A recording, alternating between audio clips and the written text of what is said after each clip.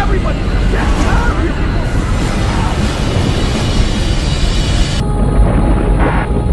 Meteorologists are at a loss to explain what is causing this weather and why it has taken them by surprise. That sudden drop in temperature has half an hour ago. Mexican officials closed the border in the line of so many U.S. refugees. We prepare to go live to Los Angeles. Are you getting into the cameras? What you see is happening now. Look over there behind me! That's a tornado! Yes, a twister! This is just massive. Same-sex marriage advocates cheered Wednesday after a federal judge ordered Kim Davis to jail. God is not happy with what you're doing. The decision dealt a heavy blow to those who showed up to support the Rowan County clerk in the air and on the sidewalk. We start with the downtown area, where streets including Ala Moana Boulevard and Alakea quickly flooded. In Liliha, people waded through waist-high water. Cars became submerged, and police had to block off streets, creating traffic in and around the area. In Hungary, anti-refugee protesters have attacked asylum seekers that are stranded outside the main train station of the capital, Budapest. Refugees form human chains to protect their women and children. Meanwhile, police have arrested and returned some 300 refugees to Belgrade, the refugee reception center on the Serbian border. What you see here is that neighboring Turkey has taken almost 2 million, Egypt 133,000, even Iraq, which is dealing with its own crisis and problems with ISIS, has taken 250,000. But look at these wealthier states, Saudi Arabia, Qatar, United Arab Emirates, Bahrain, and Kuwait. 0 refugees taken into those nations.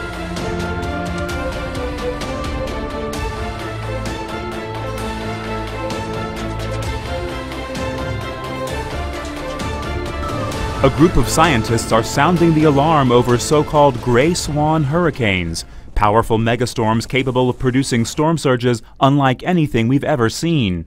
Unlike black swan events, which are both rare and unpredictable, they say gray swans are predictable.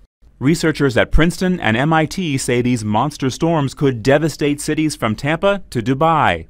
Tampa, which sits on low-lying land and is surrounded by water, is at particular risk. Computer models show a gray swan hurricane there could create storm surges of up to 20 feet. Researchers say while the probability of one hitting Tampa is low, just 1 in 10,000 in an average year, climate change could increase those odds by 1 in 700 by the end of the century. And they're urging city planners to be prepared. Of course, Brian Norcross, the Weather Channel's senior hurricane specialist, says it doesn't matter if the storm surge is 15 feet as it was in the Great Hurricane of 1848 or 25 feet in some giant storm in the future. For those caught in it, it will be unsurvivable. I'm Matt Sampson, the Weather Channel.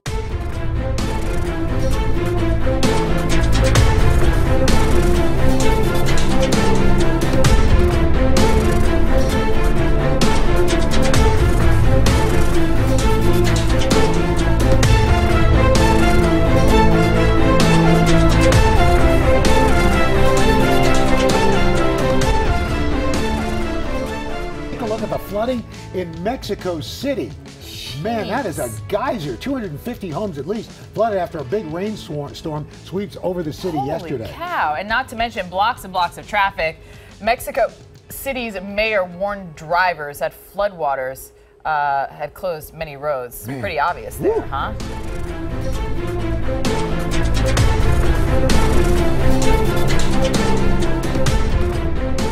Lieutenant Joe Glinowitz gunned down while on patrol in Illinois. Texas Sheriff's Deputy Darren Goforth dies in a hail of 15 bullets. Louisiana State Trooper Stephen Vincent shot in the head, then taunted after stopping to help a stranded motorist. Cold-blooded murders that add to a horrifying recent pattern.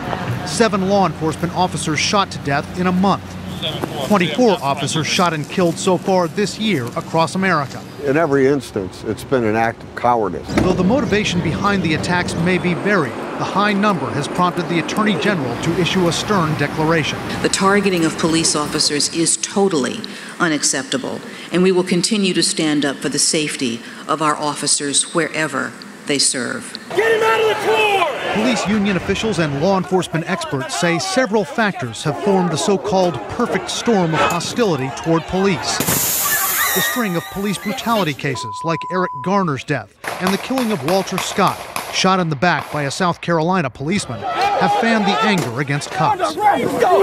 Is police behavior a factor here? Police behavior is unquestionably a factor. We are in an era of cell phone video that is ubiquitous. And so mistakes, heavy-handedness by the police, we can expect to be collected and retransmitted many, many times. So the police have to be smarter. Police advocates say a saturation of media coverage has contributed to the spike, and they believe civil rights groups bear some responsibility.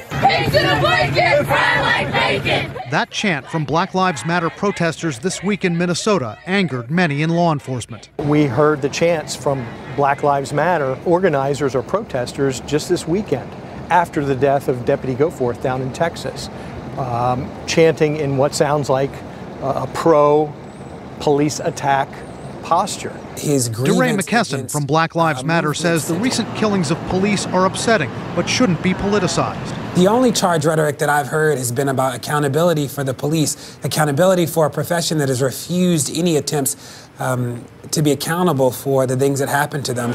Now, police advocates say officers may be more hesitant to respond strongly to threats, like in one recent case in Alabama, where a detective says he didn't want to be the next cop scrutinized in the media. Didn't act by his own admission when the perpetrator bulled his way out of the car, took the officer's weapon and pistol whipped him almost to death with it.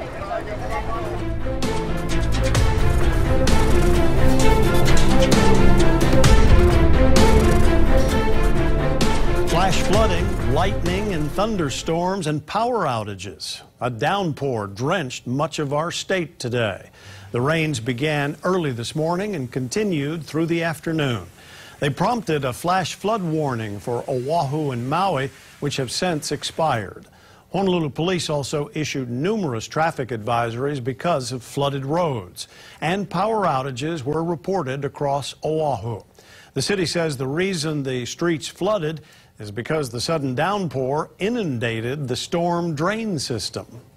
At the moment, the amount of rainfall that came through was enough to fill the storm drain pipes.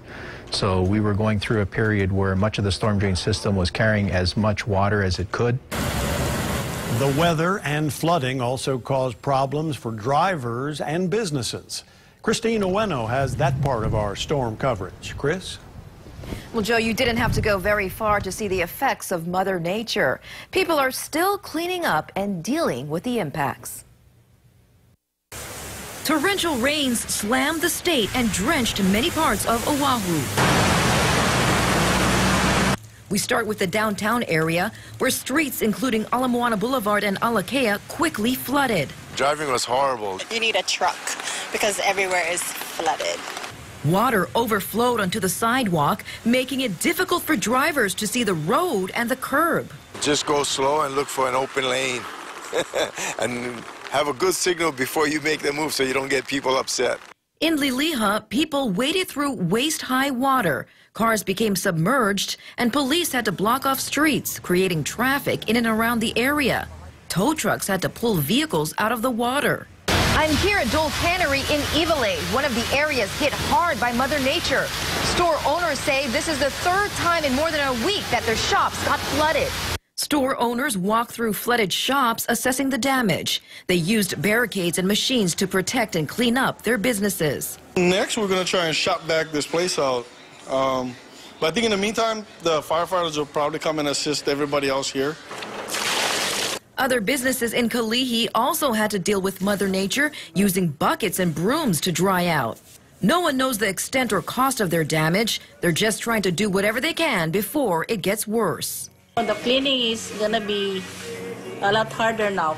With all the problems Mother Nature caused, some people found a bright spot. The weather is kind of bipolar. It's kind of weird, but the rain helps with the heat. Not so hot. There were several power outages today in the Pearl City, Ward, and Waimanalo areas, but power has been restored. Fortunately, with all this rain and flooding, no major accidents were reported. Christine Ueno, KHON2 News. Maui was also hit with heavy rain. This time-lapse video of Waiʻehu Stream this afternoon shows how quickly the water rose and flooded the surrounding property. There was also flooded reported on Kahekili Highway. In some areas, water was a foot deep. Drivers and pedestrians are being reminded not to cross fast-flowing or rising water.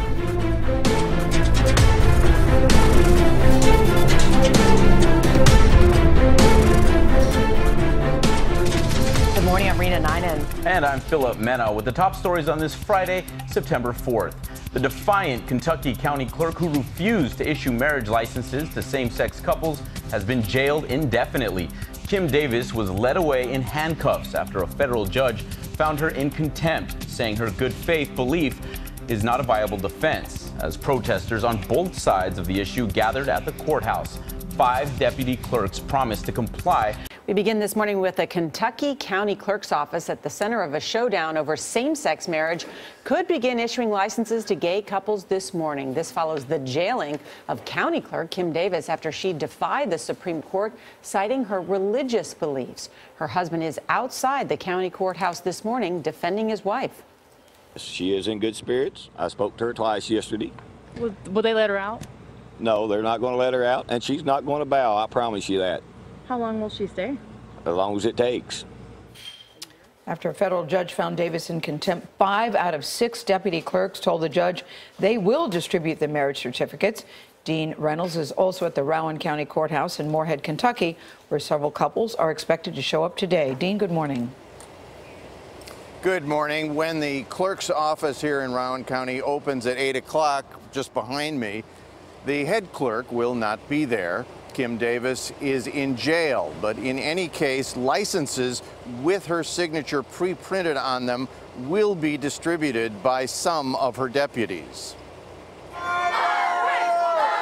Same-sex marriage advocates cheered Wednesday after a federal judge ordered Kim Davis to jail. God is not happy with what you're doing. The decision dealt a heavy blow to those who showed up to support the Rowan County Clerk in the air and on the sidewalk. I came here because of my children. I wanted them to see this moment in history where this courageous Christian woman is willing to defy tyranny.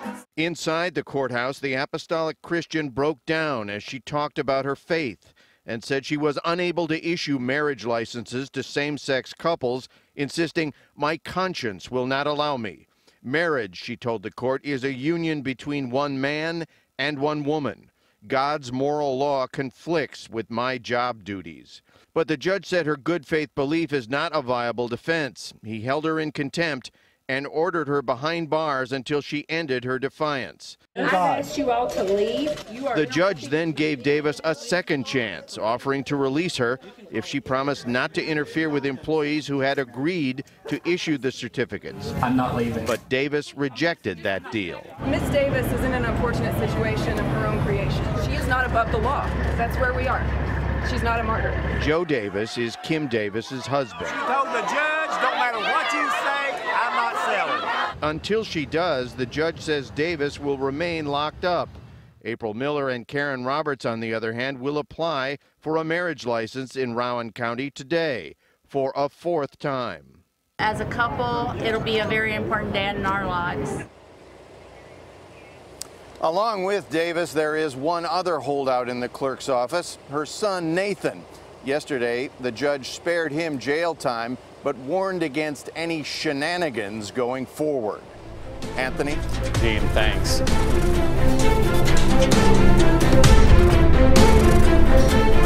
Kentucky Senator, this is very appropriate, and Republican presidential candidate Rand Paul. Senator, you just heard that news. What's your reaction to this? I know that you've come out in support of Kim Davis, but with this news, what's your take? Well, you know, I think it's absurd to put someone in jail for exercising their religious liberty. You know, if you want to convince people that same-sex marriage is something that's acceptable, I would say try to persuade people But, you know, if we're going to use the federal government and we're going to get involved in every state, locality, you know what's going to happen? It's going to harden people's resolve on this issue. There'll be no open-mindedness on this. And I think it's a real mistake to be doing this. I think what's going to happen as a result of this is states and locality are just going to opt out of the marriage business completely.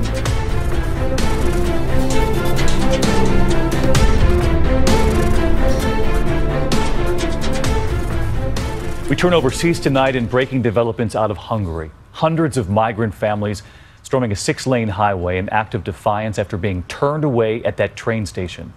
Fleeing violence in their homelands, desperate to reach Austria now. Small children making the grueling journey. This little girl holding her father's hand, a little boy asleep. And this evening comes word authorities are now clashing with the migrants. ABC's Alex Marquardt with the pictures.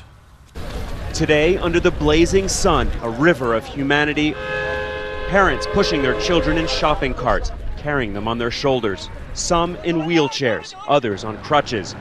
They left this morning from Hungary's main train station, where they've been stranded for days. Authorities have prevented trains from leaving, sending some of the refugees off to camps. Armed guards and riot gear trying to contain them. So these hundreds of others set off on foot for a 150-mile trek to Austria, most hoping they'll be able to pass into Germany, which has promised to take them in. Along this entire march, the only food and water that the refugees have been able to count on are donations from local Hungarians, and you can see that this scene is so emotional for many of them that they're crying. This march so grueling. A man here carrying a small baby girl. She's sick? Yeah, sick. Every few miles, a break. Hundreds sitting by the side of the road. Where will you sleep? In the woods. Even as these people try to leave Hungary, today more families coming in, crossing the border, searching for a new life. And David, the Hungarian government announced late tonight that it will be sending up to 100 buses to take these refugees to the border. You can see some of those buses right here behind me. But these refugees don't trust the government, many here suspecting they may instead be taken to camps. David.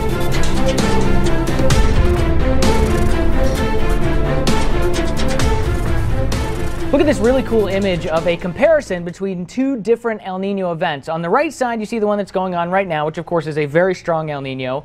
And the other one on the left side, 1997, you remember that's when El Nino kind of became a thing, at least people started to realize what it was. Basically what El Nino is a warming of the water in the Pacific, close to the equator.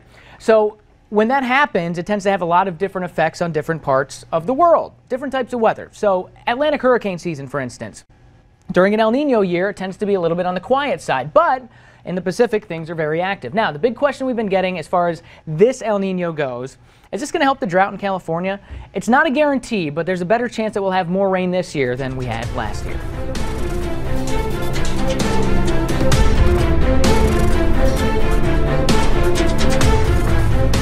Finding survivors under the rubble is a top priority in the desperate hours after a disaster. Search dogs can't go into every crack and crevice, but roaches can.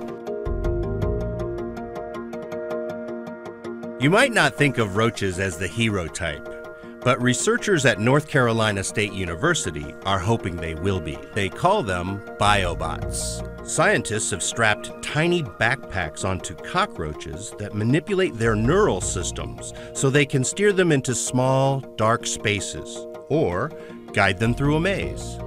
The backpacks contain tracking gear and tiny microphones that pick up sounds of trapped victims' cries for help, alerting rescuers to their locations. Listen to this actual recording, captured by a mic'd cockroach and transmitted around a corner to a receiver 16 meters away. 1, 2, 3.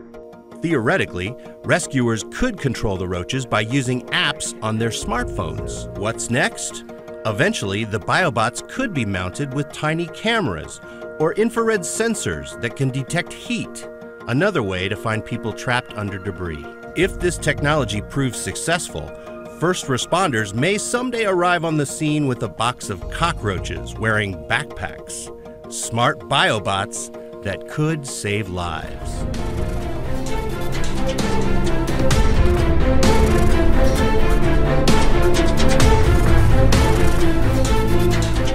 What's the status of those wealthier Middle Eastern countries, Natasha, when it comes to their support for Syrian refugees? Well, it depends on who you ask, Suhana, but most who are following this crisis coming out of Syria say that their wealthier neighbors in and around the Gulf are not doing enough, and some are doing nothing at all. I want to break down some numbers for you in terms of 4 million refugees fleeing out of Syria. What you see here is that neighboring Turkey has taken almost 2 million, Egypt 133,000, even Iraq, which is dealing with its own crisis and problems with ISIS, has taken 250,000. But look at these wealthier states: Saudi Arabia, Qatar, United Arab Emirates, Bahrain, and Kuwait. 0 refugees taken into those nations, and they're getting considerable criticism in recent days because many are saying that these are some of the wealthiest countries, certainly in Asia, even in the world. High rates of GDP. They have huge levels of infrastructure, very capable militaries. They're able to take in migrant labor, so why can't they take in migrants as refugees? Now, one of the problems for many of these nations, and all 5 of the ones that were listed in the map in the Gulf, they are not signatories to the UN's Refugee Declaration from 1951, meaning they don't recognize the standard definition of a refugee and what a national responsibility is to a person who is a self-declared refugee. So they are under no international obligation to help out as far as they're concerned. Another issue is that they make it very difficult specifically for Syrians to get visas to enter the country. The visas are costly, they take a long time, and people are not able to get in. So you've got some bureaucratic obstacles there, but many are saying this is just a matter of wealthy neighbors really not interested and lacking the political will to help. And these countries are now being pressured on social media. Natasha, what are you seeing? Well, this was a tweet sent to me directly yesterday. It's the image of that little boy, Aylan Kurdi, and showing how many refugees have been welcomed in these Gulf states. You can clearly see here all of them listed with the number 0 next to them. A lot of people on social media are showing this image of what is someone from the Gulf telling Europe, why aren't you allowing refugees to come in? Meanwhile, they've put a barbed wire in front of their own doors. There's an Arabic hashtag, which roughly translated says, receiving Syrian refugees is a Gulf duty. This, according to the BBC, has been used more than 30,000 times in the past week. Lots of people also using the hashtag shame on Arab rulers, saying that their lack of helping out is supporting ISIS and at the same time turning away very vulnerable people. Suhana. Thank you, Natasha.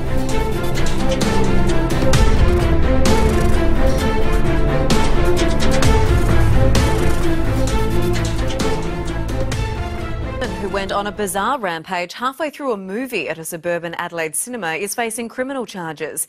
It's alleged she lashed out at other patrons before spitting at a police officer. Some of her outburst filmed by shocked witnesses.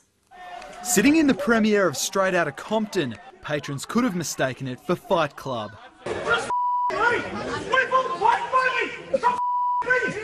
Halfway through a screening at Hoyt's Tea Tree Plaza, a 20-year-old woman forces the movie to stop as she unleashes a tirade of abuse and punches. The chaos unfolded right in front of Daniel Pictionary and Simon Nicolaitis. Punches are being thrown and, you know, people are caught in headlocks and have to be restrained, and yeah, it was just outrageous. Daniel concerned the woman's actions could have injured innocent bystanders. I think people were definitely fearful of their own safety, and, you know, when you got someone swinging punches next to you, you don't want to be around them. It got out of control. You didn't know what was going to happen. She was hitting people, she hit this girl, she spat on a couple guys sitting down just telling her to get out. One infuriated patron throwing a bucket of popcorn at the woman, while another tried to subdue her. It took 5 staff to eventually evict the woman from the theatre. When police arrived to speak to the woman, it's alleged she spat in an officer's face. She's been charged with assaulting police and disorderly conduct. Some patrons returning to receive refunds today. I just went and got some complimentary tickets, so Hoyt's handed out complimentary tickets, and they did hand out some refunds as well last night. Will Crouch, 9 News.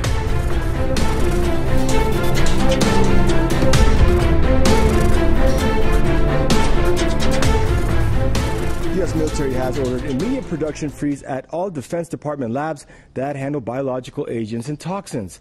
Now, this after evidence of anthrax contamination was discovered at a research center in Utah.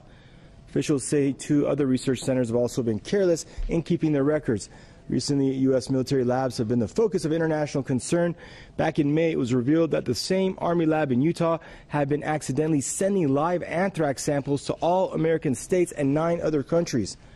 The laboratory was supposed to send deactivated samples of the deadly substance.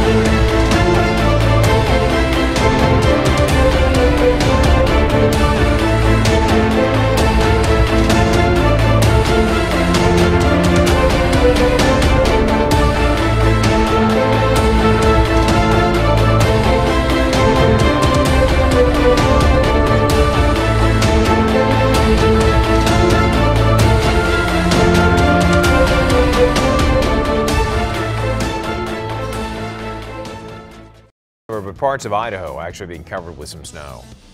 Isn't that nice? That's in Pocatello yesterday. They had up to 3 inches of snow in the Salmon Challis National Forest. Beautiful times out there. You know, some of the water out there is spectacular. Fly fishing, unbelievable in that part of the world.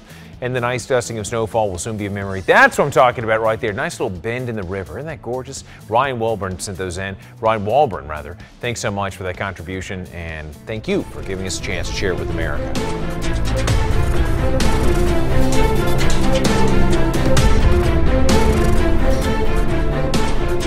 Now on the huge movement of refugees in Europe. The first refugees have just started to arrive in Germany.